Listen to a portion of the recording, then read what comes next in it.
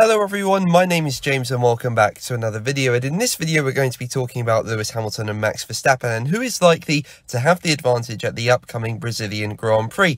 Now, if you enjoy the video, make sure to leave a like and also subscribe for more Formula 1 content. But without further ado, let's jump straight into the video.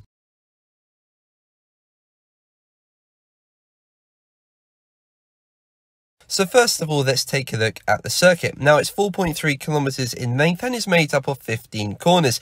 In the first sector, it's made up of the start-finish straight and another DRS straight, and in between, the famous Center S section. Then going into sector 2, it's made up of low to medium speed corners, and then going into the final sector, you've got a curved bend that you can take flat out, which takes you back onto the start-finish straight. So between Mercedes and Red Bull, who is likely to have the advantage at this circuit? Well, in my opinion, it's got to be Red Bull. One of the reasons for that is simply the location of the circuit.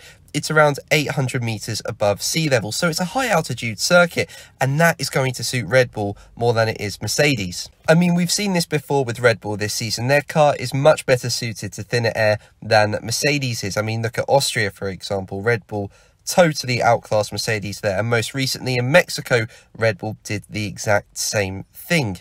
And they're both high altitude circuits like Brazil. And one other thing you can expect at these types of circuits is for there to be higher temperatures. So we can expect going into the Brazilian Grand Prix that there may be hotter track conditions, and that is going to suit Red Bull more than it is Mercedes. We know the Red Bull car comes alive in these types of conditions. They perform really well and they seem to be able to keep their temperatures under control, most recently proven at the Mexican Grand Prix. And to compare that to Mercedes, they're not as good as Red Bull, and they also seem to struggle with a bit of overheating, and also their front tyres just seem to overheat a bit. And we saw that at the Mexican Grand Prix with Mercedes. So I think in Brazil, just purely on location alone, it's suiting Red Bull more than it is Mercedes. And on top of that, you've got to look at the fact that Brazil is a very high downforce circuit. As I say, there are a lot of low to medium speed corners around the place. And that's similar to what it is in Mexico. And look what happened there. Mercedes could just not keep up with Red Bull.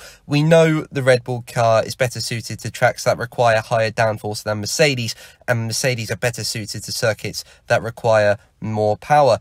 In Mexico, you did have that first sector where you had an extremely long start-finish straight and a fairly long straight after that, where Mercedes could try and find some time, but it didn't work for them. And going into Brazil, there are just no long straights at all. It's a track very much made up of corners, and I think Mercedes are just going to struggle compared to Red Bull because of it.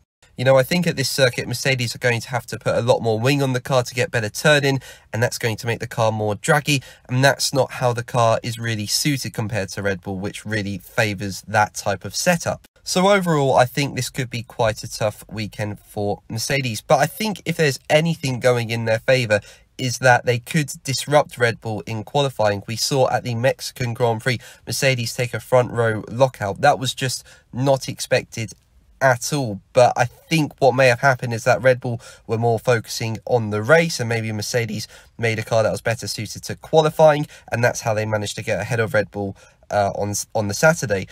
So maybe going into Brazil, that's maybe where Mercedes should focus. And that, of course, is if I'm right and Red Bull are extremely strong in Brazil.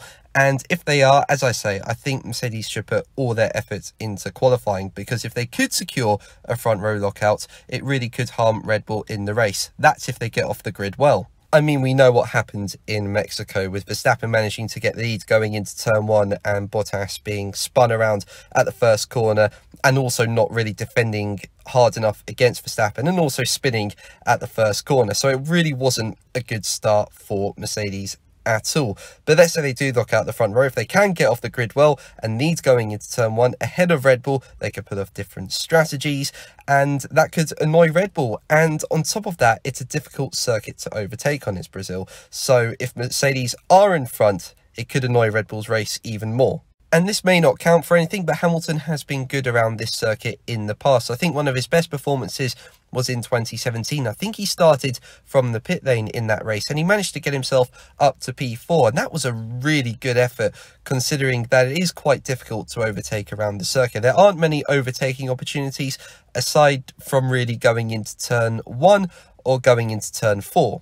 But overall, guys, I do feel it will be advantage Verstappen and Red Bull in Brazil. I think the location of the circuit and its higher downforce nature is just better suited to the car than it is Mercedes. And on top of that, I do feel Red Bull probably have learned their mistakes from qualifying in Mexico and will try not to repeat them in Brazil. But guys, what do you think? Let me know in the comments below. But that's going to be the video from me today. Thank you ever so much for watching. Make sure to like and subscribe for more videos, and until the next one, take care. Bye.